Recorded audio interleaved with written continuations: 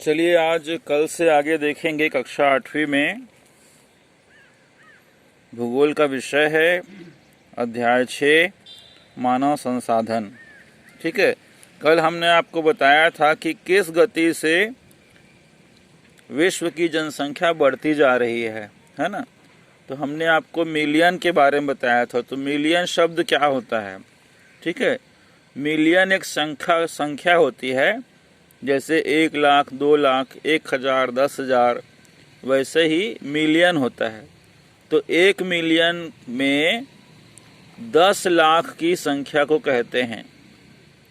10 लाख की संख्या बराबर 1 मिलियन होता है। ठीक है, ध्यान रहेगा। चलिए आगे बढ़ते हैं। यहाँ पर एक शब्दावली दी हुई है, आप्रवास।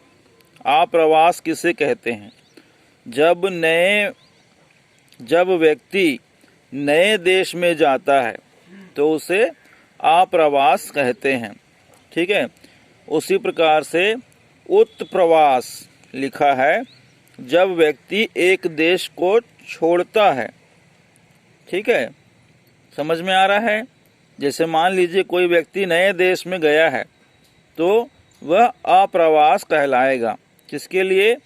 जिस देश में वो जा रहा है। उसी प्रकार से जैसे मान लीजिए कोई हमारा व्यक्ति अपने देश को छोड़ता है तो उसे उत्प्रवास कहा जाता है, अर्थात जब व्यक्ति एक देश को छोड़कर जाता है। ठीक है, इसी के बारे में थोड़ा सा और पढ़ेंगे। प्रवास एक अन्य कारण है। ठीक है, प्रवास एक अन्य कारण है जिससे संख्या के आकार में परिवर्तन होता है। लोग एक देश में अथवा देशों के बीच एक स्थान से दूसरे स्थान पर जा सकते हैं।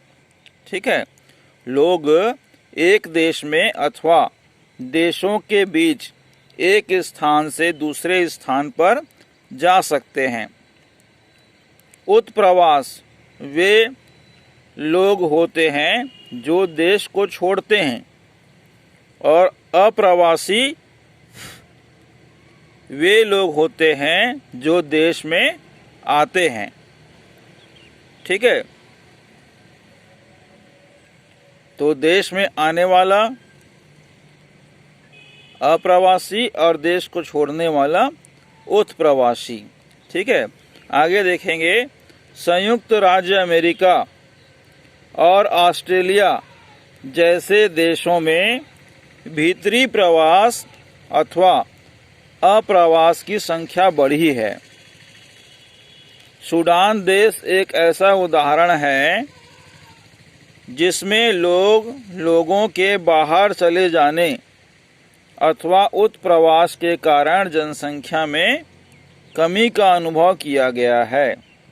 अर्थात एक ऐसा देश जिसका नाम सूडान है, उसमें ज़्यादातर लोग अपने देश को छोड़कर बाहर चले जाने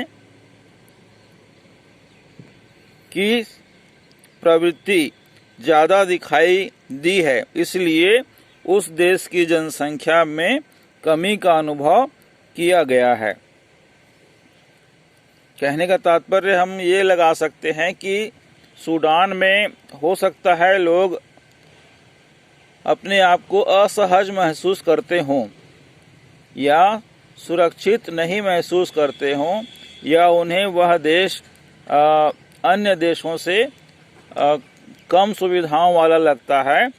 तो लोग क्या करते हैं, उस देश को छोड़कर अन्य देश में जाकर बस जाते हैं। तो ऐसा ही एक परिवर्तन सूडान नामक देश में देखने को मिला है। ठीक है, आगे देखते हैं। अंतर्राष्ट्रीय प्रवास की सामान्य प्रवृत्ति यह है कि लोग अच्छे आर्थिक अवसरों की खोज में कम विकसित राष्ट्रों से अधिक विकसित राष्ट्रों में चले जाते हैं।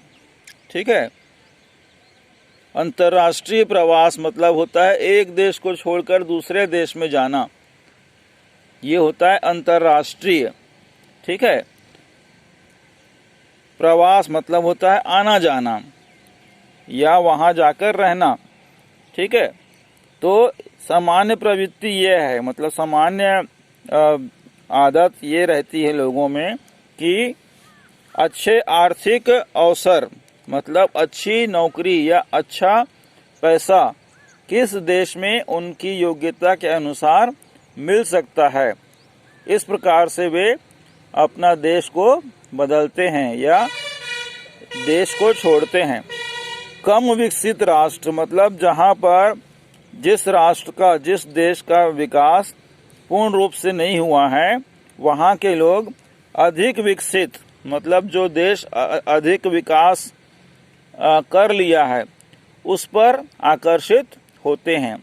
जैसे मान लीजिए भारत एक कम विकसित देश है और अमेरिका एक पूर्ण विकसित देश है, तो भारत के जो पढ़े लिखे युवा समझदार लोग होते हैं उनको लगता है कि हमें हमारे देश में उचित योग्यता के अनुसार हमें वेतन या आर्थिक सहायता नहीं मिल पा रही है, तो वे क्या करते हैं, अन्य देश अर्थात अमेरिका जैसे विकसित देशों में जाने का निर्णय ले लेते हैं। ठीक है, इस प्रकार से वे अपने देश को बदलते हैं, इसे अंतर्राष्ट्रीय बोला जाता है।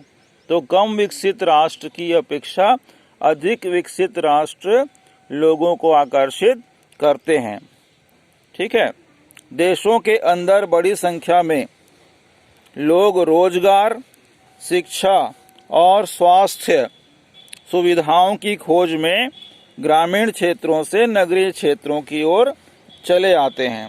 ठीक है, तो इस बात से भी हम समझ सकते हैं कि मान लीजिए हमारे शहर के आसपास कोई गांव है, ठीक है, जहां पर अच्छी शिक्षा नहीं है, अच्छी स्वास्थ्य सुविधा नहीं है और अच्छा रोजगार नहीं है, तो गांव वाले क्या करते हैं, शहर की ओर आना पसंद करते हैं। अर्थात गांव के परिवेश से निकलकर शहरों के आसपास जमीन खरीदकर वहां मकान बनाकर रहने की कोशिश करते हैं। क्योंकि गांव में अच्छी शिक्षा या अच्छा स्वास्थ्य सुविधा या रोजगार उपलब्ध नहीं हो पाता है, तो गांव वाले क्या करते हैं, शहरों की ओर चले आते हैं, क्योंकि इस प्रकार की सुविधाएं शहरों में गांवों की अपेक्षा थोड़ी अच्छी होती है। ठीक है, तो यहाँ तक आपको समझ में आ रहा है। आगे बढ़ें।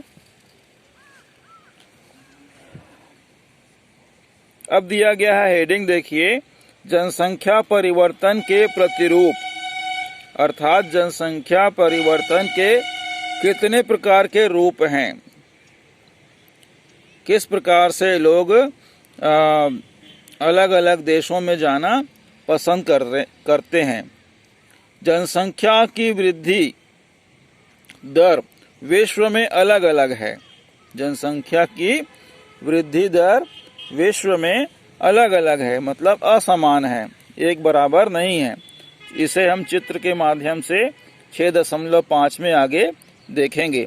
यद्यपि विश्व की कुल जनसंख्या तीव्रता से बढ़ रही है, तीव्रता से मतलब तेजी से बढ़ रही है, तथापि सभी देशों में यह वृद्धि अनुभव नहीं की जा सकती।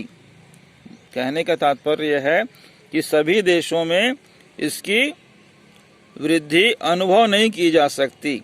कुछ देशों में जैसे केन्या में जनसंख्या वृद्धि दर ऊंची है, अर्थात बहुत तेजी से बढ़ रही है। उन देशों में जन्म दर और मृत्यु दर दोनों ही उच्च है, अर्थात जन्म दर भी बहुत है और मृत्यु दर भी बहुत है।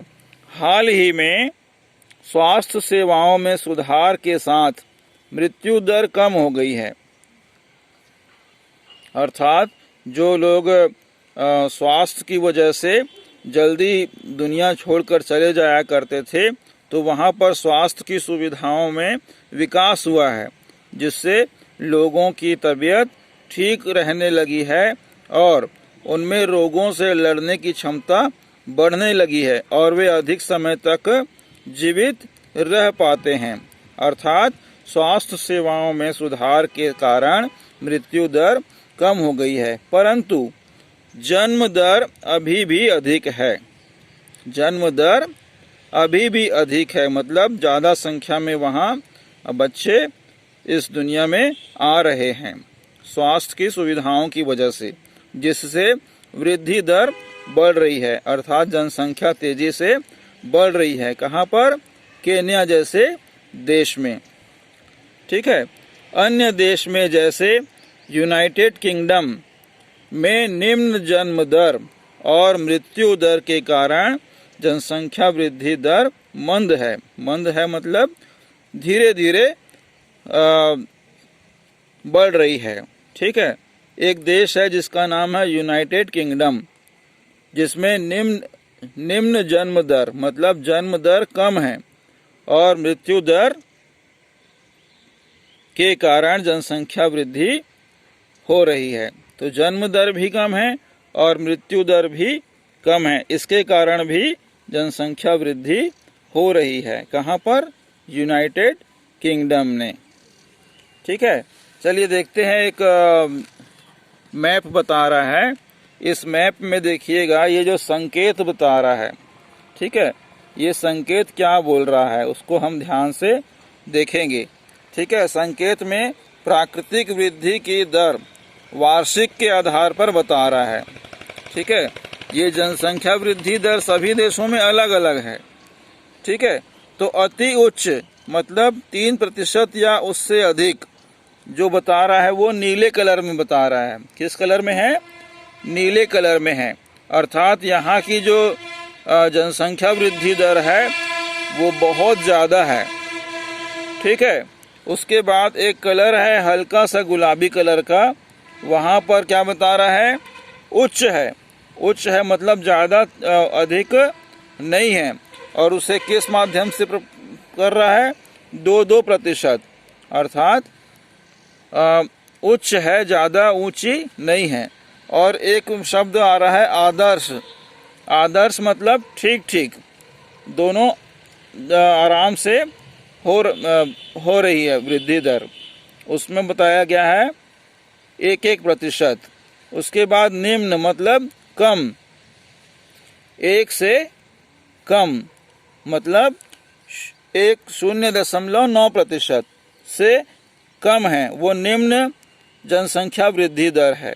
और उसके बाद 0 या हास मतलब बिल्कुल भी नहीं। ठीक है। तो इस कलर्स के माध्यम से मैप में बता रहा है कि कहाँ कहाँ पर जनसंख्या वृद्धि दर बहुत ज़्यादा है और कहाँ कहाँ पर उच्च है और कहाँ कहाँ पर आदर्श है, मतलब ठीक ठीक है, उचित है।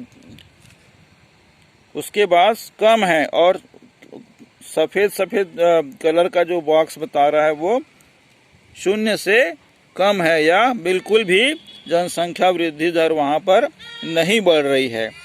ठीक है। तो ये विश्व का मैप है। ठीक है। ये यहाँ पर आप देख रहे हैं, ये जो नीला कलर का दिख रहा है, नीले कलर के देश दिख रहे हैं। ठीक है। यहाँ पर जनसंख्या वृद्धि दर उच्च है, मतलब बहुत तेज़ी से जनसंख्या बढ़ रही है। उसके बाद ये जो हल्का गुलाबी कलर का है वहाँ पर उच्च है, मतलब बहुत ज़्यादा से कम है। उसके बाद आदर्श बता रहा है। ठीक है। हल्का ग्रीन कलर का आदर्श, जिसमें हमारा भारत देश भी आता है। तो यहाँ पर उतना तेज़ी से नहीं बढ़ रही है। ठीक है। इसी प्रकार से आप पूरे विश्व में देख सकते हैं कि जनसंख्या वृद्धि दर सभी देशों में अलग अलग दिखाई दे रही है। ठीक है। यहाँ पर देखिएगा हमारा पड़ोसी देश पाकिस्तान और नेपाल, जहाँ पर जनसंख्या वृद्धि दर उच्च है, अर्थात 2-2% है, और हमारा भारत देश जहाँ पर आदर्श जनसंख्या वृद्धि दर है 1-1% के हिसाब से जनसंख्या बढ़ रही है। ठीक है, तो इस प्रकार से हम नक्शे को पढ़ सकते हैं।